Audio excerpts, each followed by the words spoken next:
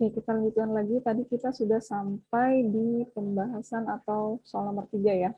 Soal nomor 3 itu yang ditanyakan adalah besar tekanan bagian atas balok akibat air di sekitarnya dan tekanan bagian bawah balok akibat air di sekitarnya. Nah, menggunakan rumus yang sama atau persamaan yang sama, ini ya persamaannya, tekanan itu sama dengan tekanan di atmosfer ditambah massa jenis air dikali percepatan gravitasinya dikali ketinggian. Nah, tadi kita sudah peroleh bahwa tekanan pada bagian bawah balok akibat air di sekitarnya itu sekitar 102,966 kilopascal gitu. Oke. Jadi jangan lupa untuk menuliskan satuannya. Boleh kita hasil akhirnya yang pascal atau yang kilopascal gitu. Oke, mungkin ini untuk soal nomor 3. Silahkan kalau ada yang ingin ditanyakan.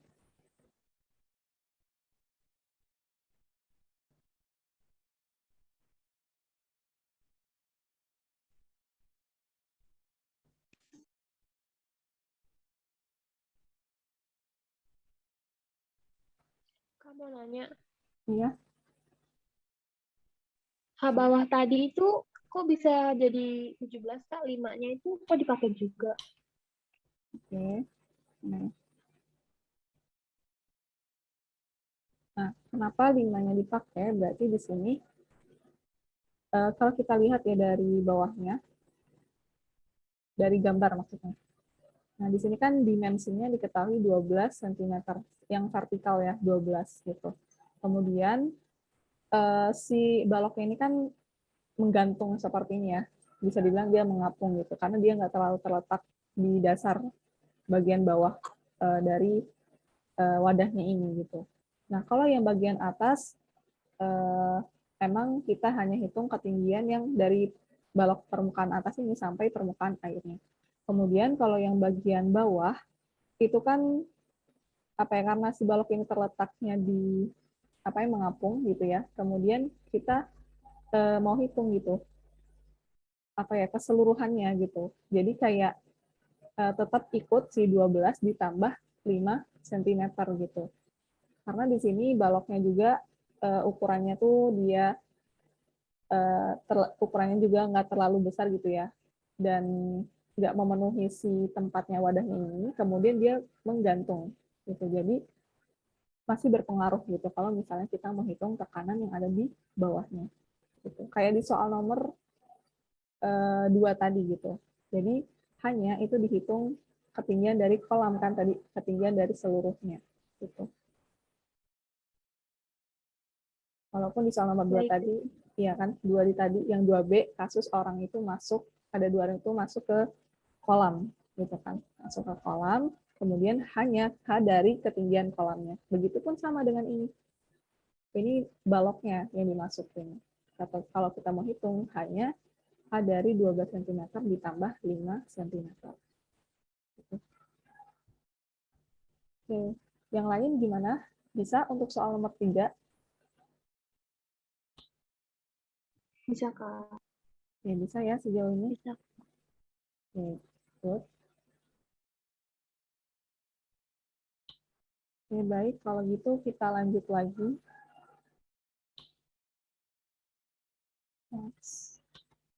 Nah, kita lanjut ke soal nomor 4.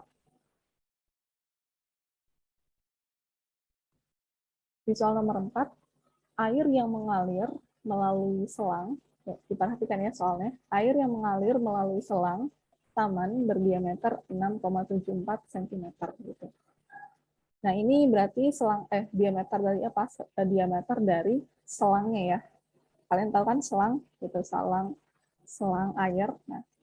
Selang selang diameter selangnya itu 2,74 cm mengisi ember 25 liter. Nah, embernya ini volumenya itu 25 liter, 25 liter, 25 liter dalam waktu 1,5 menit gitu.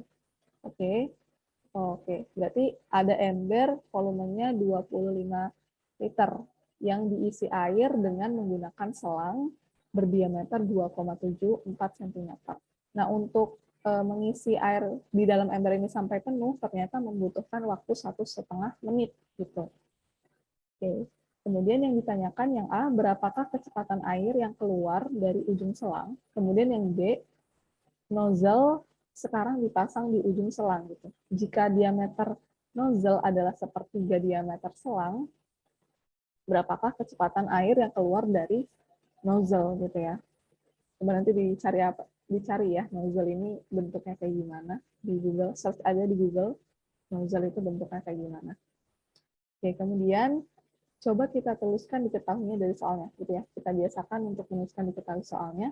Di sini diameter dari selang ya, diameter kita simbolkan D itu 2,74 cm.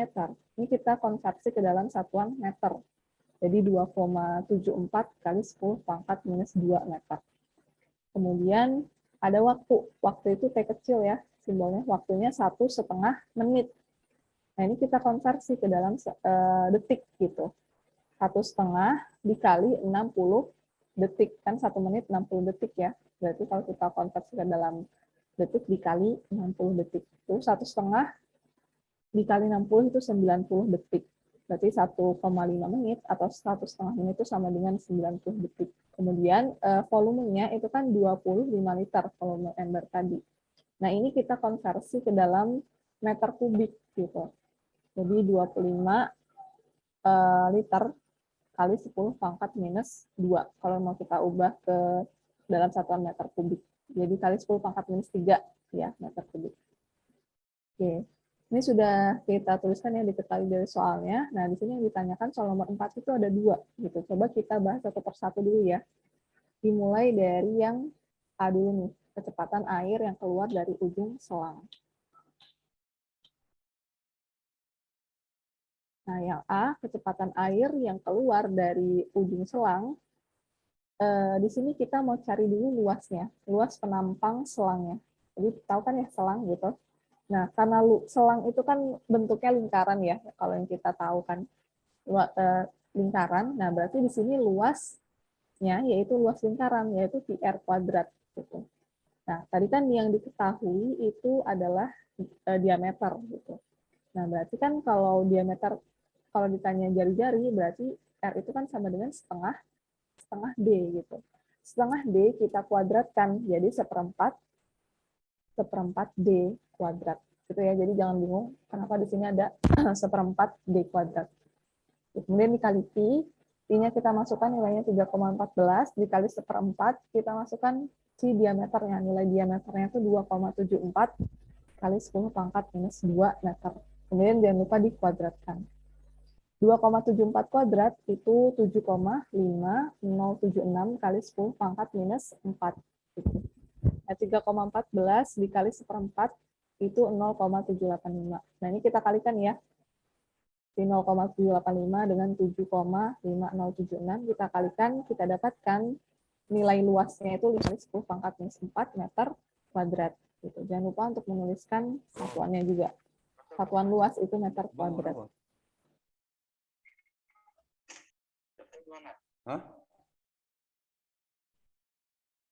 Oke, selanjutnya kita mau cari kecepatan air yang keluar, laju aliran volumenya, atau volume per satuan waktu. Gitu. Jadi di sini luas dikali kecepatannya.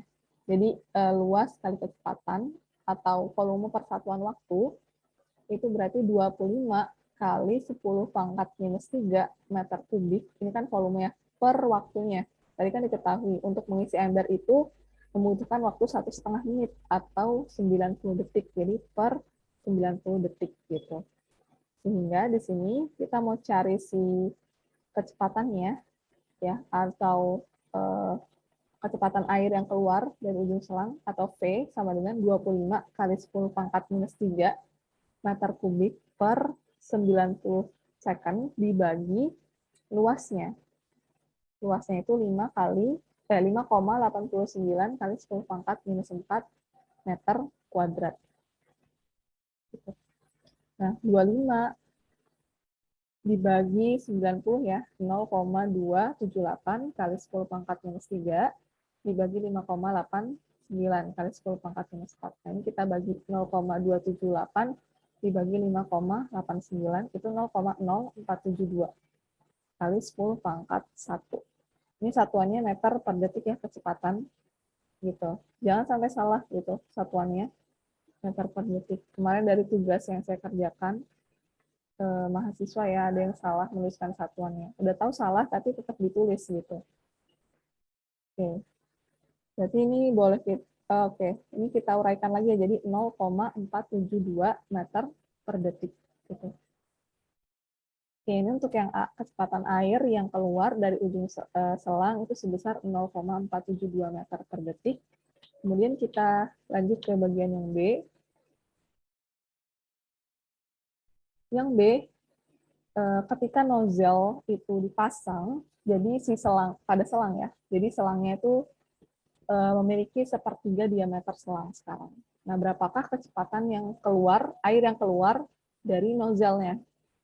Gitu. Oke, berarti di sini kita mau cari, berarti di sini ada apa ya, kayak luas gitu. Luasnya kan beda sebelum dia dipasang nozzle dan sesudah dipasang nozzle gitu, karena diameternya juga berubah. Yang sebelumnya itu nggak dipasang nozzle, itu kan diameternya utuh. Nah, ketika dipasang nozzle, diameter selangnya menjadi sepertiga diameter awalnya, awal selang itu.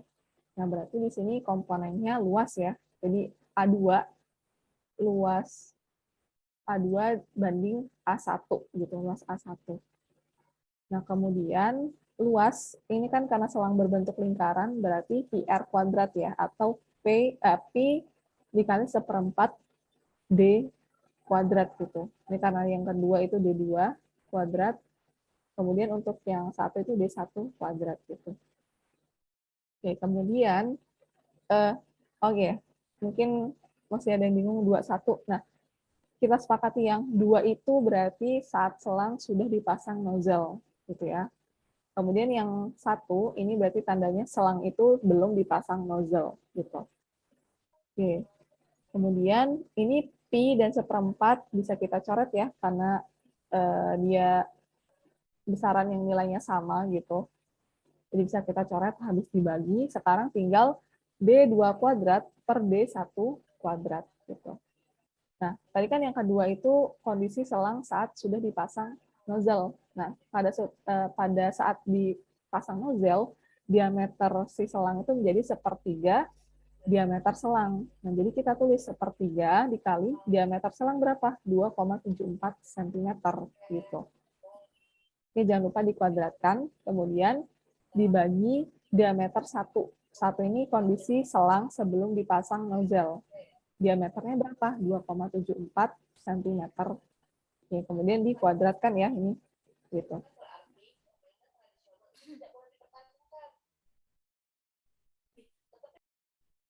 Oke, kemudian kalau kita lihat di sini, ini kan kuadrat, berarti sepertiga kuadrat dikali 2,74 kuadrat ya.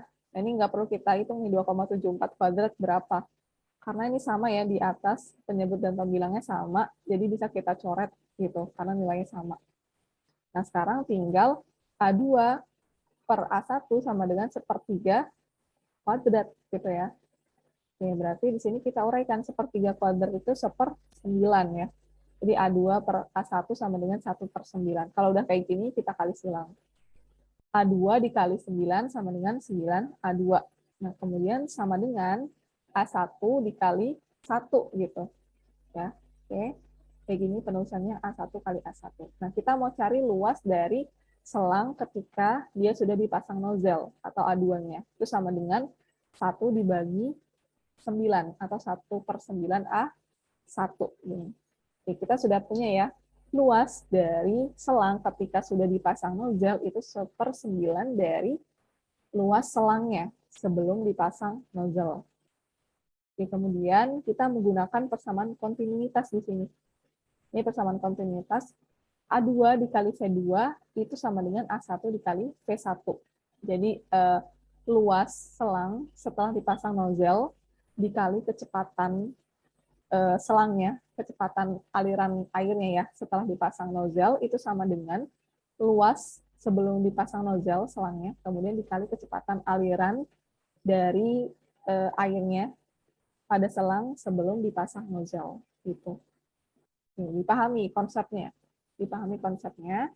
Kemudian di sini kita masukkan A2 itu kan setengah A1 kita sudah dapatkan. Kemudian A1-nya tetap ya A1. Ini V2 ini yang mau kita cari kecepatan air yang keluar setelah selang itu dipasang nozzle atau V2 ini yang mau kita cari. Kemudian kecepatan selangnya sebelum dipasang nozzle ini 0,472 meter per detik yang kita sudah cari di bagian A tadi. Gitu.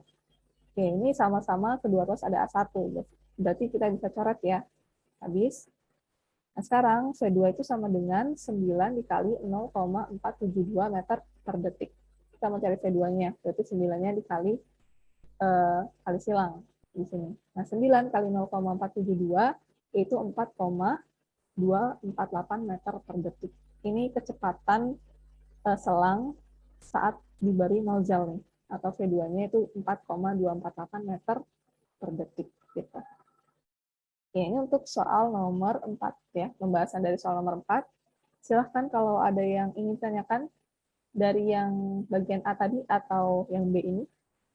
Kalau ada yang masih belum jelas atau kurang paham, silahkan kalau ada yang ingin ditanyakan.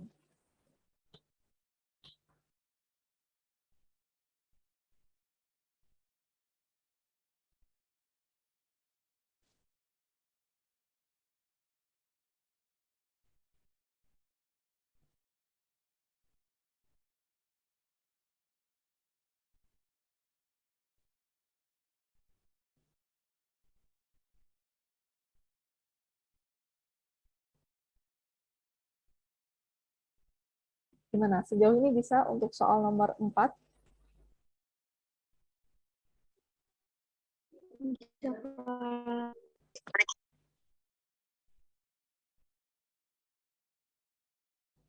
Gimana? Bisa? Ya, yang jawab dari tadi itu terus tahu.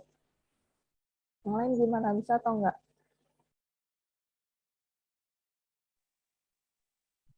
Bisa, Kak. Bisa, Kak. Ya, bisa. Terus ya bisa. Berarti kalau nanti ada Bisa. kalau ada soal kayak gini, kalian harus bisa loh menjawabnya.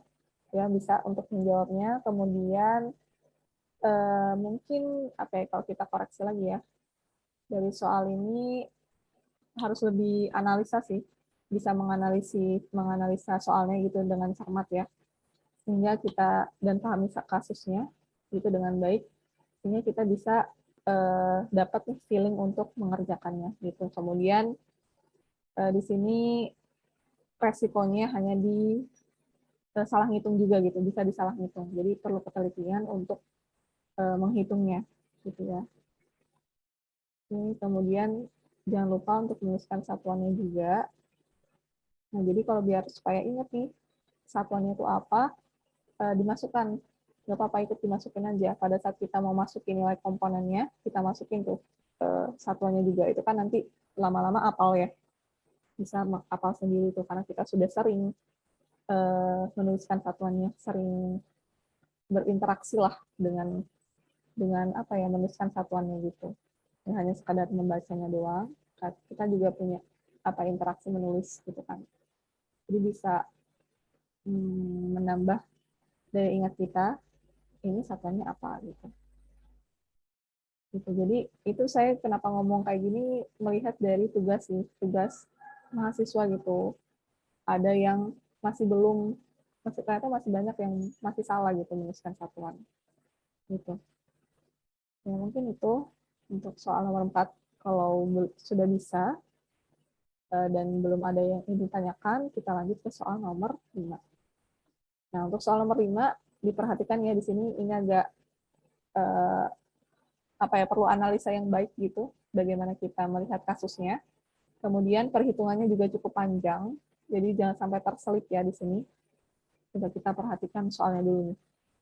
Soal nomor 5, air mengalir melalui pipa yang menyempit dalam aliran yang stabil dan ideal. Oke, kondisinya di sini stabil dan ideal.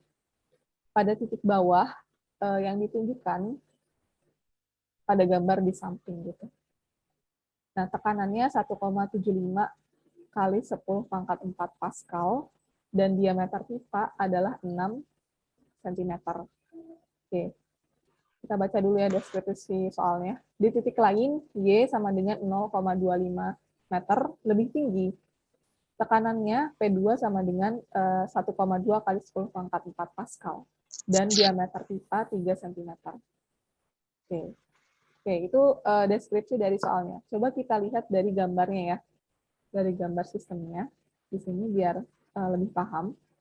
Di sini soal nomor 5 tuh ada gambarnya. Coba sambil diperhatikan ya pointernya, biar nggak bingung saya ngomong, kemudian saya menunjuk kemana. Oke, ini ada pipa seperti ini bentuknya. Pipa yang menyempit dalam aliran, nah, kondisinya itu stabil dan ideal. Nah, di sini ada yang kita lihat kedua ujung ya, yang bawah ini P1, tekanan P1 ya, 1, kemudian yang ujung atas ini 2 gitu, 2. Nah, ini ternyata memiliki ketinggian yang berbeda. Gitu.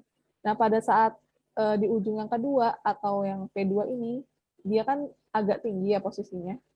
Jadi ketinggiannya itu dari dasar sampai atas ini Y gitu.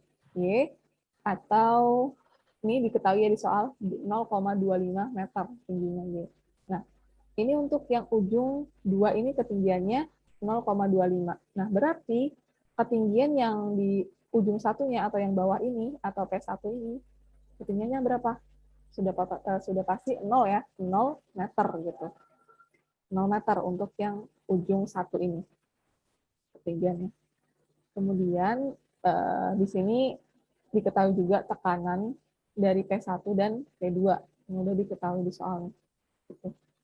Nah, ternyata juga diameternya juga beda gitu. Di mana yang satu ini ujung pipa nih yang bawah, yang satu ini memiliki diameter yang lebih besar, yaitu 6 cm ukurannya.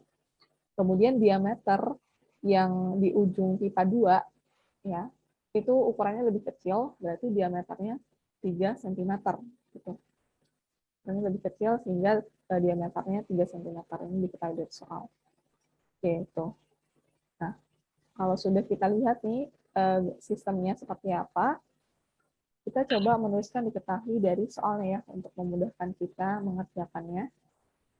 Nah, di sini diketahui ada tekanan gitu. Tekanan pipa P1 yaitu 1,75 kali 10 pangkat 4 Pascal. Kemudian diameter satunya besar ukuran diameter pipa bawah ya atau D1 itu 6 cm. Di sini kita konversi ke dalam meter jadi 6 kali 10 pangkat minus 2 meter. Kemudian tekanan pipa 2 itu sama dengan 1,2 kali 10 pangkat 4 Pascal. Kemudian diameter, ukuran diameternya yang pipa 2 ini 3 cm. Ini kita konversi ke dalam satuan meter, jadi 3 kali 10 pangkat minus 2 meter. Kemudian ketinggiannya, si ujung pipa 2 ini kan Y ya, kita tulis Y2 ya, kita sepakati Y2 gitu. Sama dengan 6 cm. Atau kita konversi jadi 6 kali 10 pangkat minus 2 meter. Nah, ketinggian Y1-nya ini 0, gitu, 0 cm. Karena dia di bawah kan letaknya. Oke, kemudian kita lihat apa sih yang ditanya dari soal nomor 5. Temukan kecepatan aliran. Yang ditanyakan kecepatan aliran yang A di bagian bawah itu berapa kecepatan aliran. Kemudian yang B di bagian atas itu berapa kecepatan alirannya. Itu dari pipa ini. Tentunya beda ya karena dia memiliki ukuran yang berbeda gitu. Kemudian yang C, cari laju aliran volume melalui pipa gitu. Oke, kita coba bahas satu persatu di soal nomor 5 ini, dimulai dari yang A dulu. Nah, diperhatikan ya di sini untuk penyelesaiannya. Nah, yang A, kecepatan aliran di bagian bawah pipa. Di sini kita bisa menggunakan persamaan ini. Nah, jadi rho, massa jenis, ini massa jenis air gitu ya, dikali luas pipa 1 dikali V1. Nah, kita sepakati ya, 1 itu yang bagian bawah pipa tadi.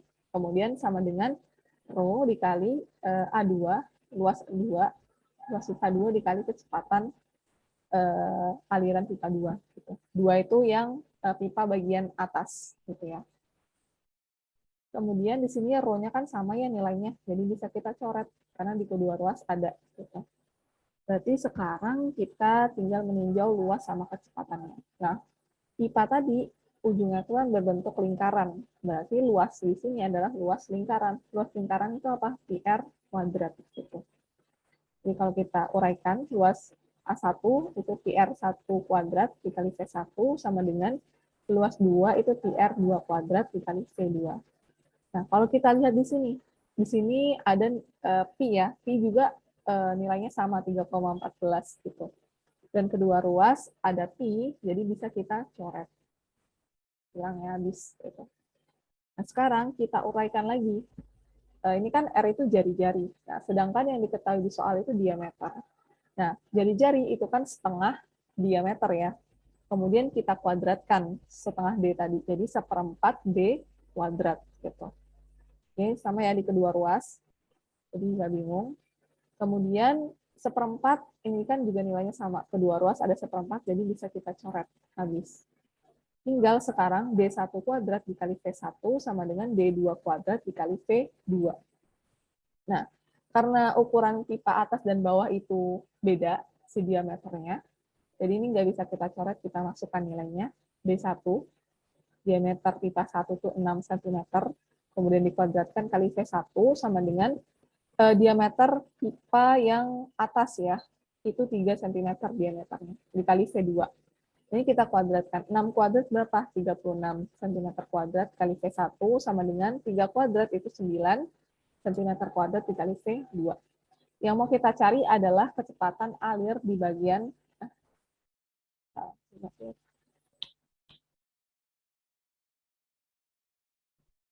kalau kecepatan aliran di bagian bawah berarti di sini V1 dong ya.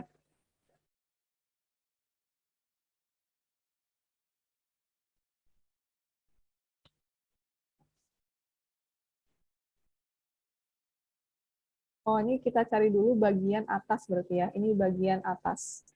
Karena V2 nih yang mau kita cari. Nggak apa-apa diubah aja di soalnya. Di bagian atas.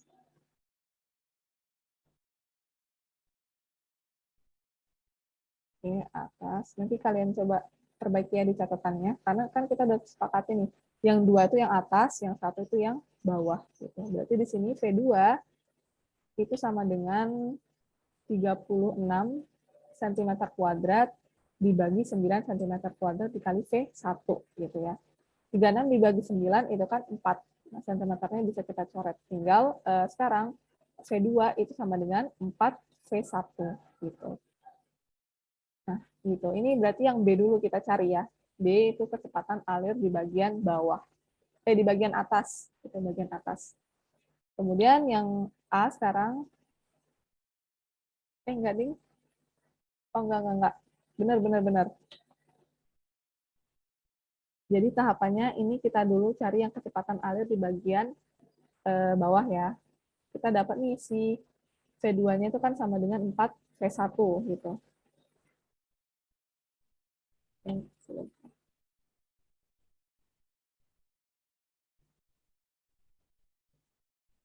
Enggak ya. Oke, salah. Nah, benar-benar ini bagian yang A dulu. Kita cari kecepatan alir di bagian bawah. Di bagian bawah berarti yang ini ya. Yang bagian bawah itu yang ini. Kemudian kita cari dulu si V2-nya. Kecepatan aliran di atas V2 itu sama dengan 4 V1. Nah, kita mau cari si V1-nya ini.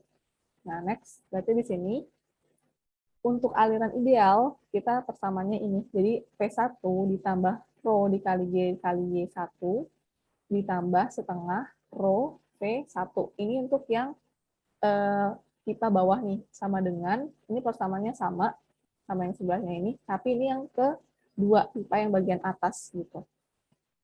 Nah, kemudian kita masukkan ya, di sini komponennya, tekanan pipa P1 yang bawah itu 1,75 kali 10 pangkat 4 Pascal. Kemudian di sini rho dari massa jenis apa? Airnya, 1000 kg per meter kubik. Kemudian percepatan gravitasinya 9,8 meter per second kuadrat. Nah, Y1-nya kan tadi 0 ya, kita sudah tulis 0. Kemudian ditambah setengah dikali massa jenis airnya 1000 kg per meter kubik dikali V1 kuadrat. Nah, ini yang mau kita cari, kecepatan aliran di bagian bawah tadi ya, di bagian bawah pipa. Sama dengan P2-nya, tekanan untuk pipa atas itu 1,2 kali 10 pangkat 4 Pascal, ditambah massa jenisnya itu 1000 kg meter per kubik, ini massa jenis air. Kemudian kecepatan gravitasinya 9,8 meter per second kuadrat, dikali Y2-nya, ketinggian pipa 2 ini terletak pada ketinggian 6 kali 10 pangkat minus 2 meter. Ditambah setengah dikali rho-nya, massa jenis airnya 1000 kg per meter kubik. Kemudian V2-nya kan sudah kita cari ya sebelumnya, V2. Oke, kita cari dulu nih V2-nya itu 4 V1. Kita masukkan di sini 4 V1 kuadrat gitu.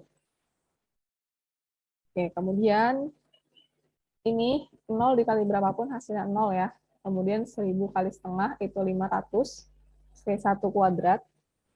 Kemudian ini 1000 kali 9,8 kali 6 itu 58.800 kali 10 pangkat minus 2. 1000 dikali setengah 500, 4 kuadrat itu 16 V1 kuadrat. Oke, ini kita jumlahkan nih. Turun ya ke line selanjutnya, 1,75 ditambah 500 V1 kuadrat. Kemudian ini 1,2 kali 10 pangkat 4 itu 12.000. Kemudian ditambah 588 ditambah 8.000 V1 kuadrat. Oke, selanjutnya ini bisa kita jumlahkan nih. Kita ubah dulu ya. Notasi ilmiahnya kita uraikan jadi 17.500. Di sini kemudian kita kumpulin nih yang angka dengan angka, yang ada variabel V1-nya kita kumpulkan gitu. Jadi 17.500 minus 12.588 sama dengan 18.000 V1 kuadrat dikurang 500 V1 kuadrat gitu. Ini kalau kita kurang ya, hasilnya 4.912 sama dengan 8.000 dikurang 500 itu 7.500 V1 kuadrat. Nah, yang kita cari kecepatan aliran air V1-nya. Jadi V1 kuadrat itu sama dengan 4.912 dibagi 7.500. Itu kita dapatkan 0,655. Nah, ini kan masih kuadrat ya, V1 kuadrat. Berarti kalau kita mau cari V1-nya, diakarkan.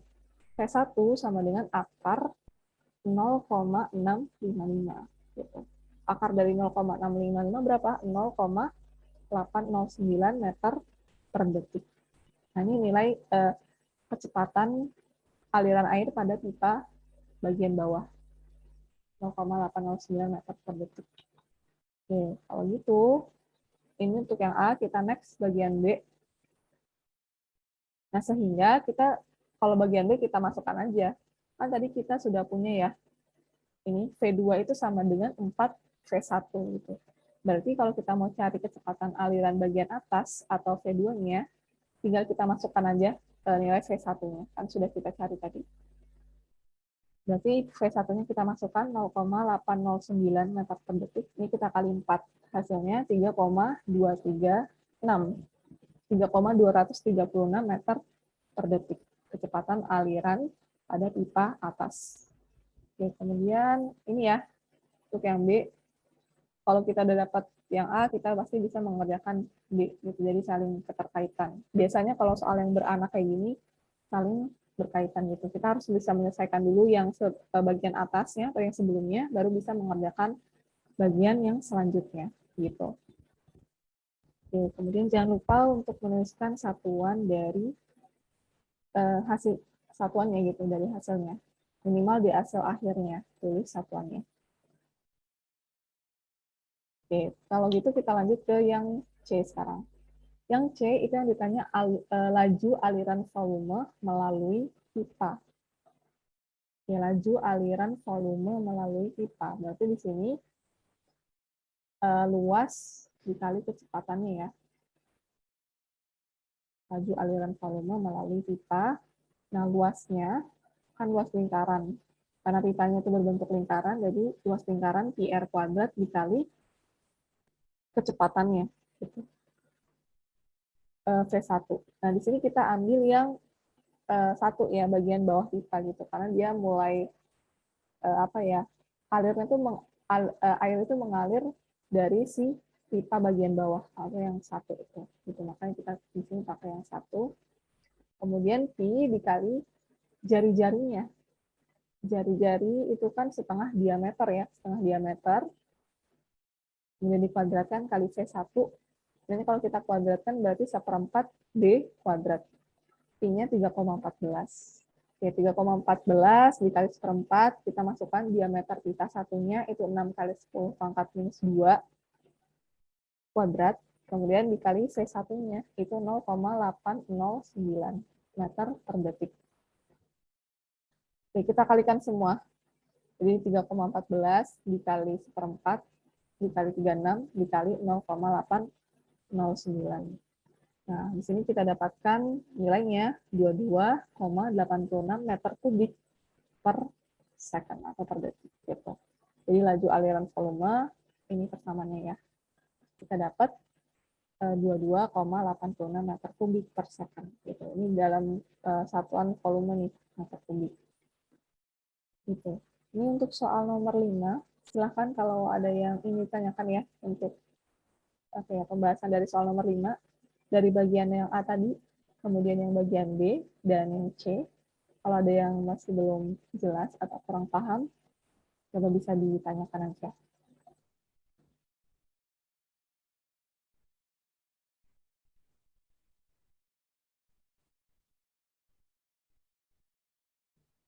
Gimana? Bisa untuk soal nomor 5?